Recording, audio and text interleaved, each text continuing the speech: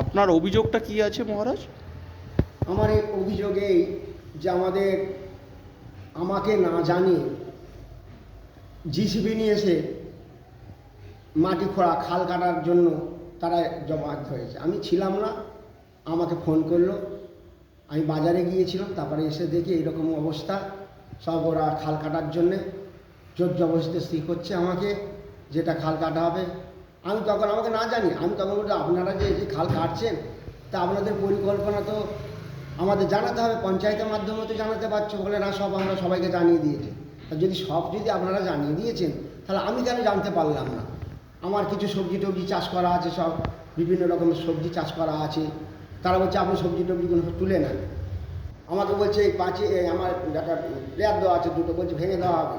এইরকম করে আমাকে প্রেশার করছে। আমি তাহলে আপনারা যে খাল কাটতে এসেছে, তাহলে আপনারা লিগেলি আছে তো, কাগজপত্র দেখেন আপনারা যে আমাদের এই ব্যাপার। আপনি এসে বললেন আমি কল এমএলএকে জানিয়েছি, পঞ্চায়েতে জানানো আছে, সবাইকে জানিয়েছি আমরা। সেই জন্য আমরা এখানে খাল কাটতেছি। আমি তাতে প্রতিবাদ করছি, যাতে এই ব্যবস্থা আপনারা আমাকে সহযোগিতা করেন, সেই জন্য আমি আপনাদের সহযোগিতা চাইছি। এটা কোন বিধানসভার আন্ডারে? এটা আমাদের সাতগাছিয়া বিধানসভা। কোন পঞ্চায়েত এটা? এটা খাংরামড়ি। কোন ব্লক? এটা আছে আমাদের ডায়মন্ড হারবার, বিষ্ণুপুর টু। আমাদের বিষ্ণুপুর, এই যেটা আমি আছি এখানটা হচ্ছে বিষ্ণুপুর টু। আচ্ছা, ডায়মন্ড হারবার লোকসভা কেন্দ্রের আন্ডারে? হ্যাঁ, ডায়মন্ড হারবার লোকসভা কেন্দ্রের আন্ডারে। আপনার নাম? আমার নাম মুক্তানন্দ সরস্বতী। আমি এখানে 47 বছর আছি। এলাকার মানুষরা এখানে বিভিন্ন রকমের অনুষ্ঠান হয়, সবই এলাকার মানুষরাই আমাকে দিয়ে সাহায্য করে সেইভাবে আমাদের চলে। আমি কোনো বাইরে কোনো রকম ডোনেশন পত্র আমি কালেকশন করতে যাই না। তাই গ্রামের মানুষরাই মন্দির টন্দির যা করেছে, এই এলাকার যে ঘর বাড়ি এবং অনেক গরিব দুঃখীরাও আসে, তারাও এসে এখানে সেবা পূজা অনুষ্ঠানে যোগদান করে। এই তো আমাদের সামনে নবান্ন অনুষ্ঠান আছে, কয়েক হাজার মানুষ আসবে।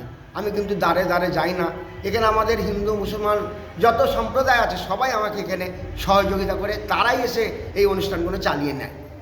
প্রায় এখানে 7 থেকে 8 হাজার এই অনুষ্ঠান আছে, এই পিঠে পায়েস এবং নবান্ন, সেটা আমাদের এলাকাবাসীরাই সবই ব্যবস্থা করে, তারা রান্নাবাটি করে, তারাই সব ভোগের আয়োজন করে, মানুষের সেবাও করে।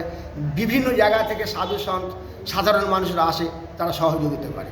আজকের এইভাবে আমাদের এই জায়গাটার উপরে এইরকম অবস্থা করছে, সেই জন্য আমি জানাচ্ছি যাতে আপনারা আমাদের এটা সুরক্ষার জন্যে যাতে ভালো হয়, যাতে না কোনো ক্ষতি হয়, সেই জন্য। যেখান দিয়ে খালটা কাটছে সেখানে ওই সাইডে আছে ভেস্টেল্যান্ড, 1 নম্বর ভেস্টেল্যান্ড, সেইখানে তার দিকে একটু চেপে গেলেও এটা বেঁচে যায়, কিন্তু সে করছে না, বলছে এটা দিয়ে আমরা যাব। এইরকম অবস্থা আমাদের প্রেশার করছে।